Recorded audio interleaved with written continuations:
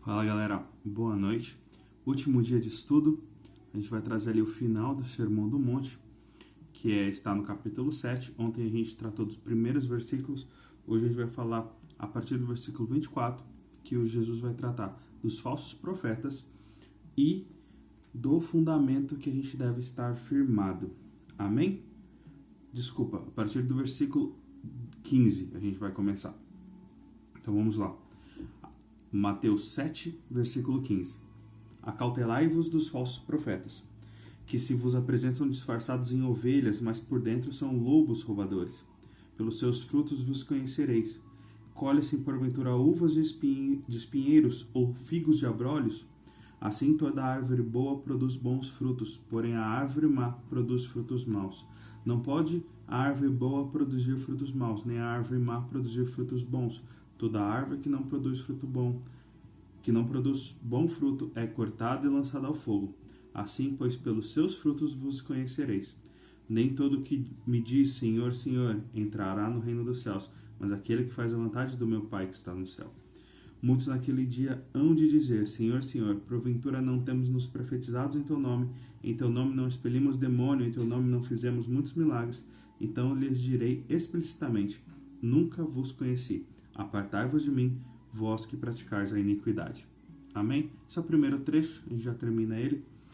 E algo muito interessante sobre essa passagem de Jesus é que, até pelo contexto da época, Jesus usava muita temática, muita analogia bucólica, campestre, ali da fazenda, né? Que era porque toda a economia ela girava em torno ali de uma economia rural, né? O pessoal era plantio, era criação de ovelha e tudo mais. Então, Jesus sempre vai usar bastante analogias, né, nesse sentido, em todos os evangelhos.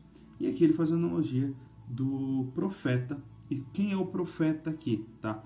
Profeta na Bíblia não é aquele que é um adivinho, que ele tenta profetizar algo no futuro, ou que ele recebe de Deus algo que vai acontecer no futuro. Tá? Mas é todo o enviado de Deus. Profeta é aquele que é a voz de Deus.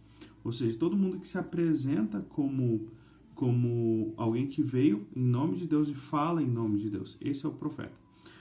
E ele diz assim, acautelai-vos dos falsos profetas, porque eles vos apresentam como ovelhas, mas na verdade eles são lobos. Ou seja, tem muita gente que vem diante de nós e se apresenta em nome de Deus. Pode ser pastor, pode ser pessoas religiosas, pode ser várias pessoas que utilizam-se desse título de profeta. E, na verdade, eles não são ovelhas, eles são ladrões, eles são lobos, que eles querem devorar a nossa fé, devorar aquilo que nós temos. E aí, como que Jesus fala para a gente discernir quem é o verdadeiro profeta, de quem são aqueles que são lobos? Ele fala sobre o fruto. E o que é o fruto? Aqui é algo muito interessante, a gente não deve confundir fruto com obra, tá?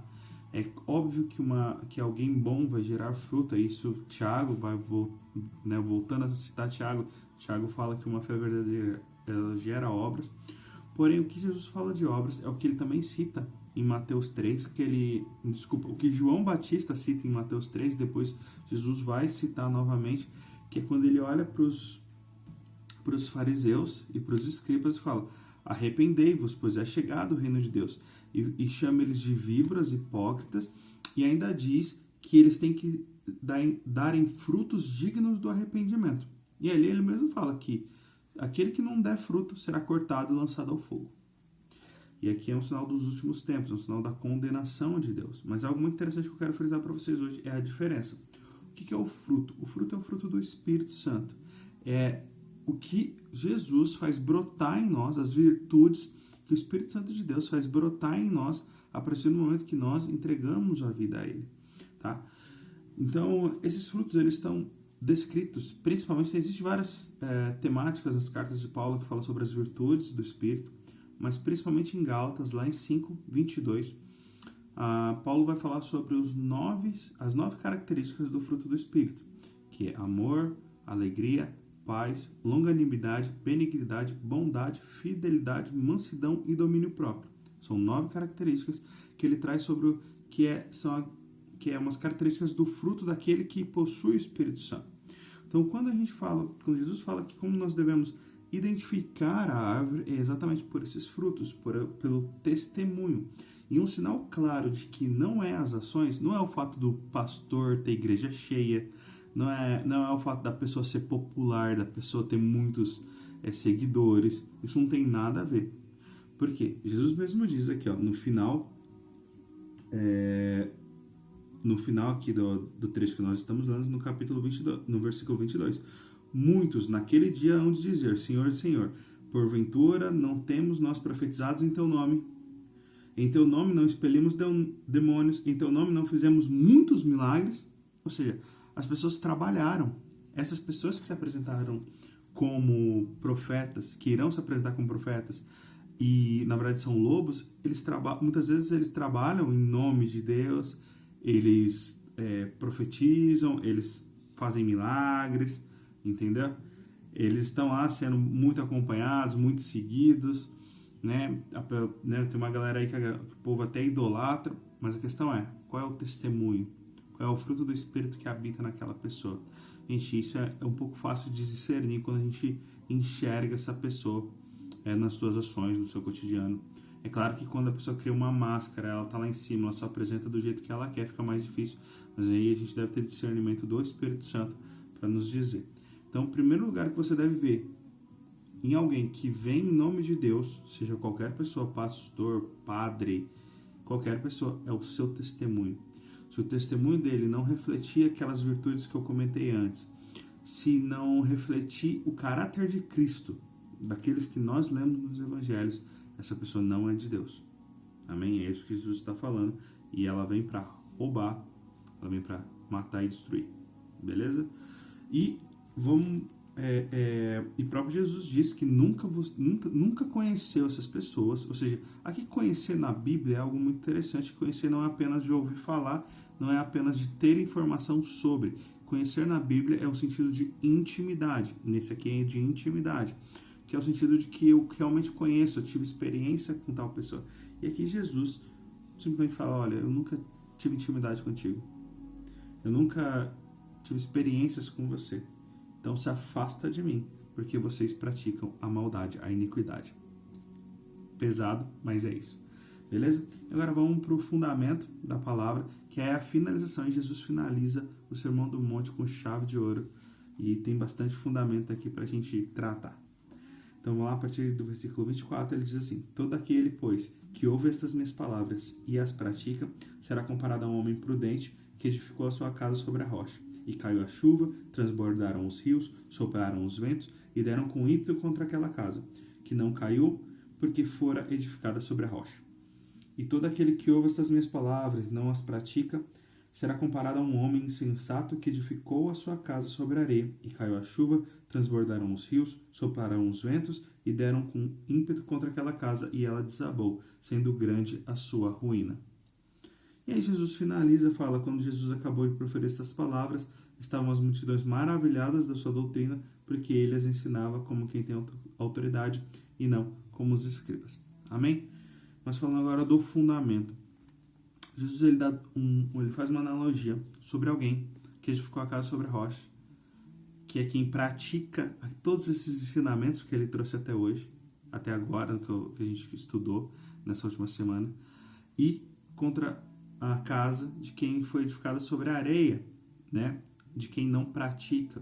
Então, aqueles que praticam esse estudo, aqueles que praticam a palavra de Deus, aqueles que praticam os ensinamentos de Cristo, eles vão construir a sua casa, eles vão construir o seu lar sobre a rocha. Então a sua vida vai estar edificada sobre Cristo, e por mais que vai vir as tribulações, as tempestades, o Covid-19, por mais que vai vir as doenças, a gente está sobre a rocha e nada vai nos abalar, a gente vai permanecer de pé, porque a gente tem fundamento. E aqui, e outra pessoa que não pratica, a pessoa que simplesmente está escutando esses ensinamentos e não as pratica, ou que conhece os ensinamentos de Cristo e não a pratica, ela é alguém que edificou sua casa sobre a areia e que simplesmente ela não vai durar nessas tribulações. Algo muito interessante, como eu já comentei, os evangelhos eles são sinóticos, os 3 primeiros, então eles têm muitos ensinamentos iguais, de diversos prismas. E ali a gente pode tratar desses ensinamentos sobre o fundamento da casa, sobre a rocha, lá em Lucas, no capítulo 6. Que Lucas ali, ele também vai ser um pouco mais profundo e ele explica exatamente o que é a edificação da casa sobre a rocha e o que é a edificação da casa sobre a areia. Porque quando a gente fala que alguém edificou a casa sobre a rocha, alguém que edificou a casa sobre a areia, parece que foi uma escolha de terreno, certo? Eu escolhi construir sobre a rocha e eu escolhi construir sobre a areia. No fim, a dificuldade de se construir a casa nos dois cenários, imaginamos assim, né, elas são iguais. Porque até aqui foi só escolhas de terreno, certo? Então, conforme eles construíram, os dois tiveram o mesmo esforço. Mas não é isso que a Bíblia quer dizer. O que a Bíblia diz é que, lá em Lucas, ele vai ser bem específico, que quem construiu sobre a rocha, na verdade, ele cavou e fez o seu alicerce até a rocha. Quando ele fala sobre rocha e sobre areia, ele está falando que a rocha é um terreno abaixo da areia. Que para mim chegar na rocha, na construção, eu devo cavar a areia, tirar a terra, se chegar na rocha e construir minha casa sobre a rocha lá no fundo. Não é diferentes terrenos, é o mesmo terreno, só que com um fundamento diferente, o alicerce é diferente. E aí a gente percebe que quem constrói a casa sobre a rocha é alguém que se esforça, é alguém que demanda tempo, demanda esforço para se aprofundar e chegar até Jesus Cristo e ali alicerçar a sua casa. Amém? A Bíblia diz que até o tempo de João Batista o reino de Deus era conquistado pelo esforço, pela força. E é isso, nós devemos nos dedicar à palavra de Deus, em cumprir a palavra de Deus, em estudar a palavra de Deus e ser cada dia mais parecido com Cristo. E nós também darmos frutos do Espírito Santo. Amém? E aqui que é algo muito interessante, quando Jesus no finalzinho está sentado ali, a gente tem um relato sobre como a multidão reagiu àqueles ensinamentos. E eles ficaram maravilhados da doutrina de Jesus, porque Jesus ensinava com autoridade. Por quê? Aquilo que Jesus pregava era o testemunho de Jesus. Aquilo que Jesus pregava, as pessoas viam nas suas atitudes, nos frutos que o Espírito Santo estava nele, né? Então, a gente percebe que para a gente pregar a palavra de Deus, para a gente proferir os ensinamentos de Cristo, as doutrinas, a gente precisa ter a autoridade de Jesus, a gente precisa buscar os frutos do Espírito, a gente precisa ter o testemunho de todas essas coisas, assim como Jesus teve. Não estou equiparando, tá? Jesus é o nosso Senhor e é por Ele que nós devemos fazer isso. Porque é isso que Paulo fala, sobre de glória em glória, nós viveremos de glória em glória até a estatura do varão perfeito, né? Que é Jesus Cristo.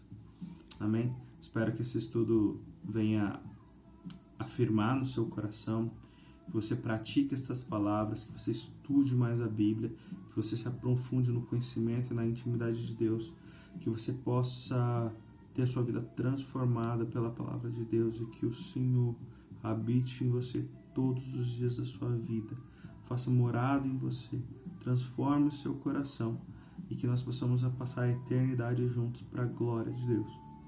É o que eu oro em nome de Jesus. Amém.